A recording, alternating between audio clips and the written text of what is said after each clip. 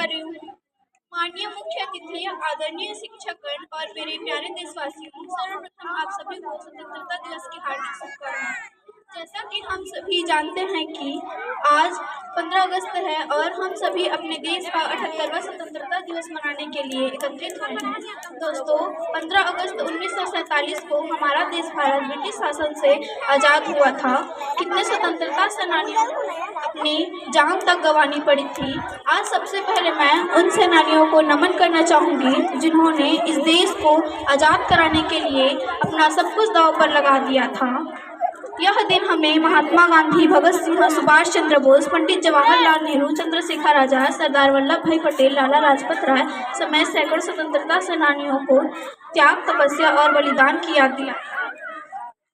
आओ झुककर सलाम करें उनको जिनके हिस्से में यह मुकाम आता है। खुशनसीब होता है वो खून जो देश के काम आता है, जो देश के काम आता है। स्वतंत्रता के बाद हमारा भारत देश विज्ञान, शिक्षा, खेल जैसे कई क्षेत्रों में उन्नति कर रहा है, परंतु आज भी हमारे देश में आतंकवाद, भ्रष्टाचार, असमानता, बेरोजगारी जैसी गंभीर समस्याएं।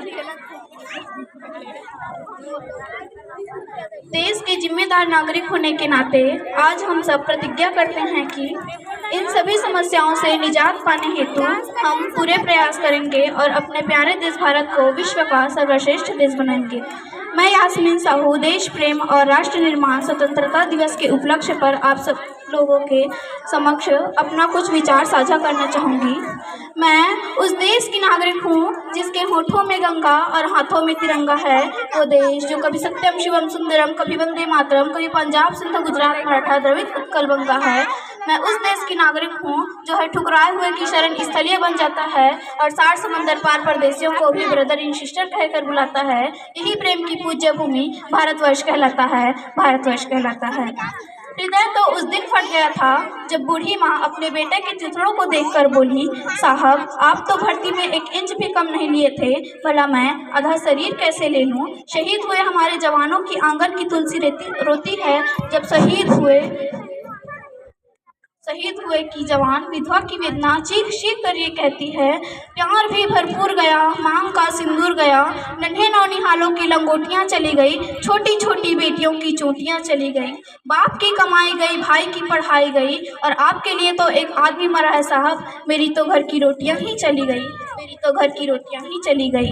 हम एक ऐसे समाज में जीते हैं जहाँ पत्थर की मूरत को लगते हैं 56 भोग और भूखे नंगे प्यासे सो जाते हैं लोग, भूखे नंगे प्यासे सो जाते हैं लोग। मजदूर को मजदूर समझिए, मजबूर नहीं, गरीब को दान दीजिए, काम नहीं दे, और अगर देने के इच्छुक हैं तो जीते जी रक्तदान दीजिए और मरने के बाद अंगदान देकर किसी मरते हुए की जीवन बचाइए। यही सच्ची देशभक्ति और यही सच्चा राष्ट्र प्रेम है। मैं भारत की बेटी अंत में यही कहना चाहूँगी कि मेरा भारत महान था, महान है, महान रहेगा। मेरा भारत महान था, महान है, महान रहेगा, क्योंकि सारे जहाँ से अच्छा हिंदुस्तान हमारा, हम बुलबुलें हैं इसके, ये गुलिस्तान हमारा, ये गुलिस्तान हमारा। धन्यवाद।